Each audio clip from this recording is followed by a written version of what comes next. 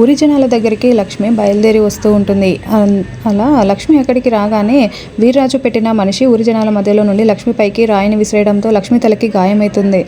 ఇంకా దాంతో లక్ష్మి అక్కడికి వచ్చి అసలు ఏమైంది, ఏం జరిగింది అని అడుగుతూ ఉంటే జరిగిన విషయం చెప్తారు. ఇంకా ఆఫీసర్ కూడా చెప్పడంతో మీరు వీక్రాఫ్ట్ ఆఫీసరేనా అని లక్ష్మి అడుగుతుంది.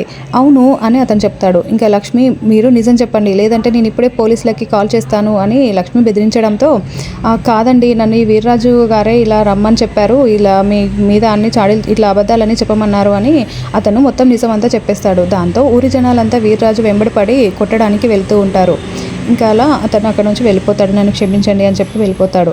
మరోవైపు వీర్రాజు పరిగెత్తుకుంటూ బయటికి వచ్చి ఈ విషయం ఎలాగైనా సుభాష్కి చెప్పాలి, చెల్లమ్మకి చెప్పాలి అని వీర్రాజు సుభాష్కి ఫోన్ చేస్తాడు. లక్ష్మి, అంబిక, సుభాష్ ఇద్దరు పెళ్లి పీటల మీద కూర్చొని ఉంటారు. పెళ్లి జరుగుతూ ఉంటుంది. అప్పుడే సుభాష్ ఫోన్ లిఫ్ట్ చేసి ఏం జరిగింది అని అడుగుతూ ఉంటే చెల్లమ్మకి చెప్పండి, ఇక్కడ లక్ష్మి వచ్చి ఊరి జనాలకి మొత్తం నిజం తెలిసిపోయింది, లక్ష్మికి ఏం కాలేదు, లక్ష్మి చనిపోతుంది అనుకున్న ప్లాన్ ఫ్లాప్ అయిందని చెప్తాడు. ఊరి జనాలంతా నన్ను తరుముకొస్తున్నారని చెప్పి ఫోన్ కట్ చేస్తాడు. దాంతో సుభాష్ అంబికకి లక్ష్మికి వేసిన మర్డర్ ప్లాన్ ఫ్లాప్ అయిందంట అని చెప్పడంతో అంబిక కూడా చాలా డల్ అయిపోయి అలా మండిపడుతూ చూస్తూ ఉంటుంది. మరి ఇప్పుడు లక్ష్మి ఏమో కారులో బయలుదేరి పెళ్లి మండపానికి వస్తూ ఉంటుంది. అక్కడ ఉంది సుభాష్ అని కనిపెట్టి లక్ష్మి పెళ్ళి నాపుతుందా, ఏం జరుగుతుందో వచ్చే ఎపిసోడ్లో తెలుసుకుందాం. Thank you for watching.